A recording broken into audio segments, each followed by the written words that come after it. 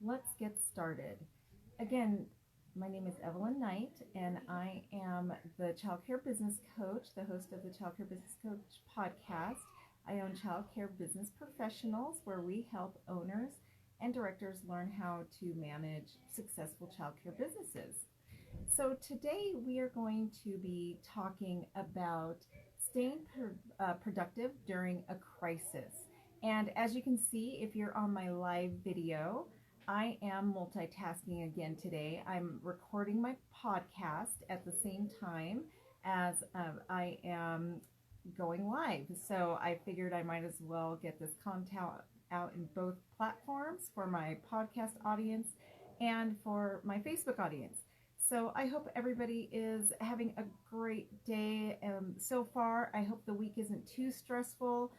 I will admit yesterday was pretty rough for me. It was one of those days where I really had to practice what I preach and keep focusing on the positive. It was just one of those days where, just one thing after another, and it was rough. But you just got to shake it off and keep going no matter how things are right now. So as you pop in, say hi in the chat so I know you're there. I love the interaction. It kind of gets lonely on this side, and I know sometimes for some reason it doesn't pop up on my end. So if you are, and if you have a question or anything, make sure you put it in there. I will answer later. I do try to answer live, but if I don't see your question for some reason, I will go back and answer. I'll type out the answers. And also, again, Friday's session is going to be a question and answer. So feel free to message me your questions or put them in the chat. I don't mind whichever. And we're going to go over questions and answers on Friday. Thursday, Christine, my business advisor, my financial advisor, will be on. And she'll be answering your questions and going over some things on how we can be more financially sustainable through this time. So I hope that will be really helpful. I'm really, really excited about that. And she's got an exciting offer for you guys. So I can't wait to bring that to you guys. So today, staying productive through the crisis. And you guys, I'm glancing over at my other computer monitor here. That way I can just kind of stay focused on my notes today. But one of the things yesterday really popped out to me is one of the things that really helps us to stay focused is if we really focus on our blessings, what is good around us. And right now that is so hard, isn't it? It's really, really difficult for us to see the positive that's happening around us, to feel the goodness, and to let it sink in is just kind of hard right now. So try and focus on that. Try and just look around you and find the blessings. There's always blessings, right? Right now it's hard to see it. It's hard to feel it. When we're struggling with our businesses, when everything is so uncertain, it's just so hard to see and focus on those blessings. So just work to try and find those right now. It really is important just to try and be positive right now. So even if it's not at your center, maybe focus on your staff that is showing up and they are doing a good job. The families that have decided to pay you, even if they're not bringing their children. When you're at home, is your family well? There's so many blessings. Are your children well? There's other people's children who aren't well right now.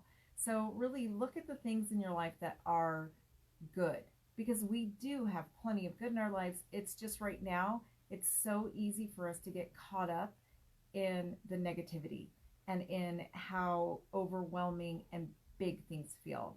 Earlier this morning, I was on Facebook and reading some posts, and people are asking, how long do you think this is going to last? And just the lack of hope and uncertainty, just it breaks my heart to read that in the comments and on the posts. And I just, we can focus on the positive, you guys. No matter what, there's always something good in our life. Look at your family, your friends, even your pets, right? My dogs are huge for me. So that's even something, my cat, I love my dog. And so even if it's just your pets, they love you unconditionally. That's something that's positive. So just look around you intentionally and you will find something to feel blessed about. So that's something. The other thing too is celebrate your wins. I was chatting online with another owner yesterday, and she messaged me a screenshot about something a parent had said, posted actually on Facebook about her center. And she just said that she doesn't even know how to feel right now. She was just so floored by how positive it was. And I think that really hit me because I get in the same boat where when you have those wins, and even if it's a small win, like a parent deciding that they're going to pay you without arguing, that is a win, right? And it's make sure that you take time to celebrate those. It almost feels weird right now to celebrate the wins. It almost feels out of place, or just not right for us to celebrate right now.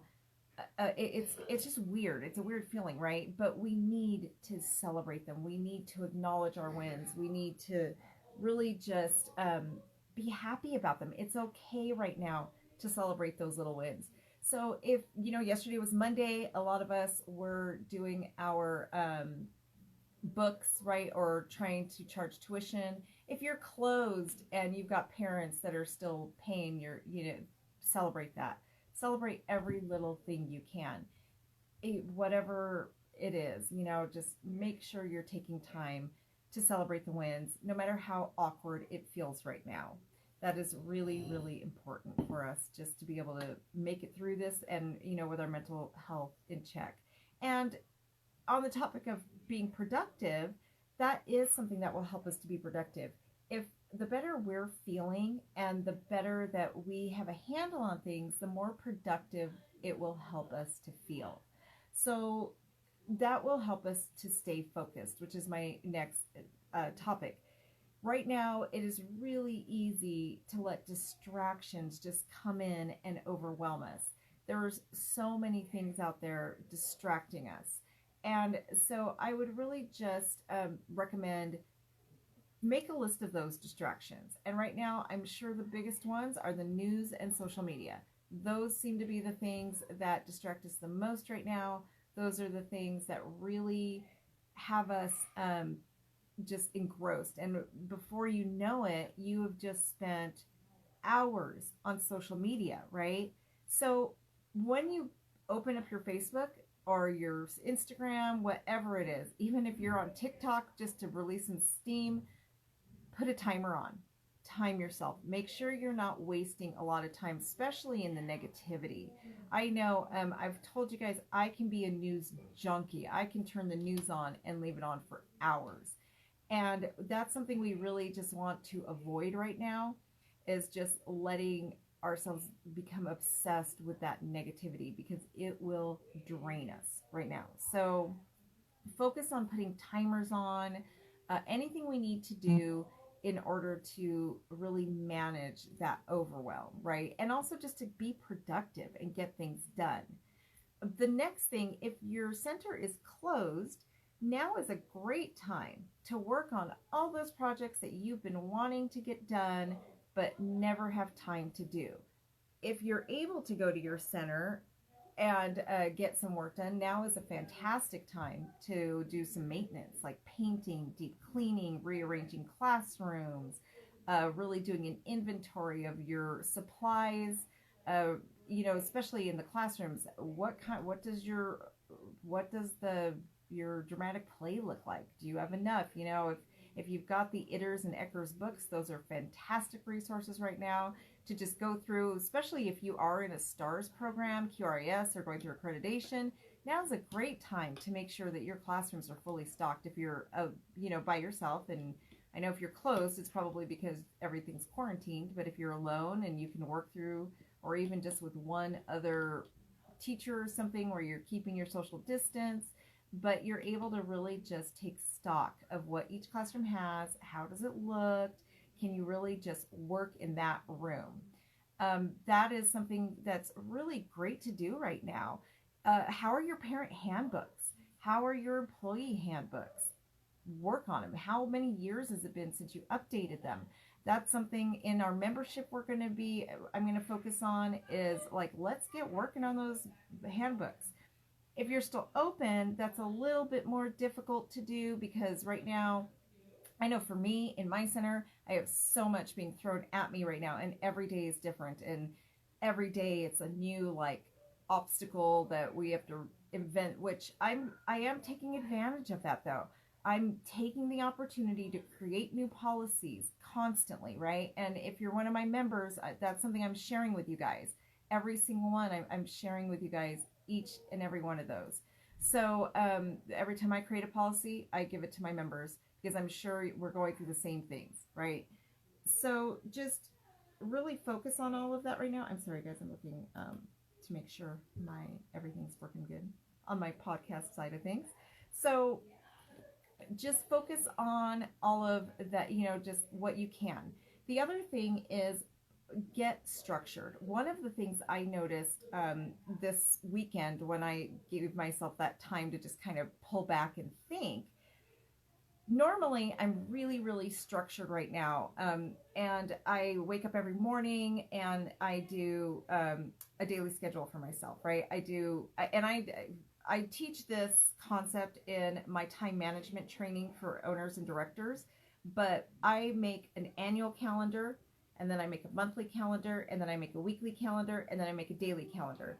And I literally start every single one of my days normally in devotion time, and then after my devotion time and my prayer time, I go into planning, and I plan out my days. I look at my schedule, and that's why I break it down, because I know annually these are all the things that need to get done, and I literally and I do train on this, guys, so I'm not going to get too I have a training on all of this just to help you learn how to really manage your time and be able to fit the most in with the least amount of stress. So I noticed last week, over the weekend, that I haven't been doing my daily schedule. And last week, I didn't even do my weekly schedule. And I just kind of realized that I felt all week last week I was really chaotic. And that definitely added to the feeling of chaos. I have to have my schedule. I've got it, And so that was something I committed to this week. Like, okay, last week I didn't follow schedule, which right now we need it more than anything. We need those systems we have in place to keep us together more than anything right now, right? And the stress that I was feeling, that is a huge contributor. Right now we need to control what we can, since we have no control over this situation. I can control my time management. I can control my productivity, right? I'm only adding to my stress by not controlling my time management and not being productive. So that was something I recommitted to, that I need to create my schedules every single day again. I need to get on my calendar every night before I go to bed and make sure, I got a good summary of the day. And then every morning, first thing, I need to recommit to that. So that was my, every last week I was just waking up and looking for the first disaster I had to tackle. And that's normally something I do not do. I don't allow myself to open my phone. I don't allow myself to turn on any kind of electronic or anything to the outside world until I'm done with my devotion time and I'm done with my planning. Then I open myself up. And I wasn't doing that last week. The first thing I was doing was looking at my messages, looking at social media, and then listening to the news, which put me in I gotta go mode, right? It made basically what's happening from a psychological perspective is it's putting me in fight or flight mode every day. We don't have to be in fight or flight mode every day, guys. That is something we are choosing. And that's something that's so important for you. If you guys are feeling like you're in a frenzy right now, it's because we're choosing to be in fight or flight mode. We just need to make a conscious decision not to allow that right now. We need to take control of our brains, because right now our brains are going to want to divert to the primitive part of ourselves, right? And it's going to want to let, it doesn't want the frontal lobe to take over right now. It wants to go into fight or flight. We cannot allow that. We have to literally step back and take control and tell yourself, I am not going to allow myself to go into fight or flight mode. I am going to create a plan every single day. Okay. So that it's very important to keep a hold of things and to get things done. So getting structured is really important. So what I would recommend doing is create a list of things that need to get done. If your center is closed, make yourself a list of all the things you always want to do, but you never have time to do. Those things that would be so nice to get to, right? But we just don't have the time because we're dealing with everyday life. Then I want you to take that list and I want you to prioritize it. What one of these tasks will create the most value? And right now, I want you to think in terms of selling your center, okay? Because right now, when this is all over, we're going to have some work to do. We're going to have to do some recuperating of our centers, right? So I want you to think of what is going to create the most value in my center that will help me enroll the most children when we reopen. And that's how you're going to prioritize your list, right? And don't underestimate things like having a good employee handbook, having a good parent handbook. All of that structure is really what will up your quality, and quality will keep you full. That was the turning point for me as an owner, you guys, is when I upped my quality. That's when I really, really turned that corner and started going from always scrambling from enrollment to having a wait list. And I'll tell you, as an owner and a director, I was really scared to do that. It's expensive, right? In your mind, you think quality is so expensive, but it is. I cannot even explain to you how worth it is. And it doesn't have to be that expensive. I do teach techniques to make it not so expensive. I've learned how to achieve it when I wasn't, when I wasn't doing great, but it really was the difference. I have been a struggling owner. You guys, I've told you guys that I've almost lost everything at one point. And I've gone to being successful with parents literally trying to bribe their way into my center. I don't know if you guys listen to my podcast, but once upon a time I had a parent offer me $500 cash to put their child to the top of my wait list. And it really was quality. So focus on what can you do to make your center better? How can you increase your center's quality in order to bring that enrollment back? I read an article yesterday from the NAEYC, and they're estimating that 70% of centers are not going to make it back from this. Do not be one of those 70%, you guys. Focus on your quality right now. That also means that a lot of those parents are not going to have a spot. They're still going to go back to work, but they're not going to have a spot for childcare. So focus on upping your quality, because we're going to have tours after this. It's going to come back. We're going to have tours. So focus on your qualities. Make sure that you're focusing on research-based quality. This isn't quality that you define as quality. This is quality that is research-based and backed by science, okay? So if you don't know what that is, start doing the research now. Look up what NAEYC standards are. Get the Itters and the Eckers book, and I can actually put those in the comments so you guys know what I'm talking about, but it's the environmental rating scale. Let me see. I probably actually have them here. You know what? Sorry, I'm not going to look right now. I'll find them later and take a picture of them for you guys. But it's there. They should be like your go-to for everything, because that is, I mean, these people do nothing but research what produces the best outcomes from children, and they summarize it in a really easy book for us, right? And these books are like literally like checklists that you can go through. You can use it to see how is your center supplied, how are your policies, what are you doing that's making, so those are the kind of productive things that are going to increase your value, that will end up in turn helping your center produce more income. Okay, so that is something we really want to focus on right now. It's just that, because we're all going to be hurting after this. No matter how good you are doing, you're going to be hurting. I had a wait list of 200, but this is still going to hurt. So just be, let's see, Melissa says, people are going to be desperate to go back to work. We can use this time. Yes, absolutely. Use this time to rethink your program, make it better. We have the time. I normally have 100 plus children in my center. I usually anywhere from 100 to 115. I had 55 yesterday. So even though we're busy, that still does give us time, right? To do some auditing, to do some different things. So just do not let yourself obsess. Don't freeze. Do not let yourself obsess over the what ifs, the negativity. Be productive. It will also help your mental health. Just find those things. And for my members, that's something we're really going to be working on. So if you're one of my members, I'm going to really start helping you focus on that stuff, focus on higher quality standards that end up producing income. One of the other things, when I upped my quality, I was able to increase my prices by $25 a week per child, you guys. And let me tell you, I live in a low income area. I know the first thing that owners are going to think is, oh, parents are going to pay that. Yeah, I thought that too. That's exactly the kind of mindset I was stuck in, but it is not an accurate mindset. Two big mindset issues that I had that were totally wrong when I was not a successful owner is that quality is too expensive and that parents can't afford to pay for it. Okay? When you up your quality, it comes. I promise. The money follows. So, and not only that, but you're doing what's best for the children. There is one other one. I thought I was really high quality, but I wasn't until I really started being research based. And then I was able to really just, and I can tell you guys, like the way my centers run, my classrooms are just beautifully ran. I don't have a lot of the major behavior issues.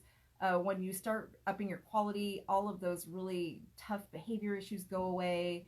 And a lot of the problems, your teachers are happier, you get better employee retention. Quality is just so much easier to manage, right? So not only are you making more money, but suddenly your center is just it's doing better, period.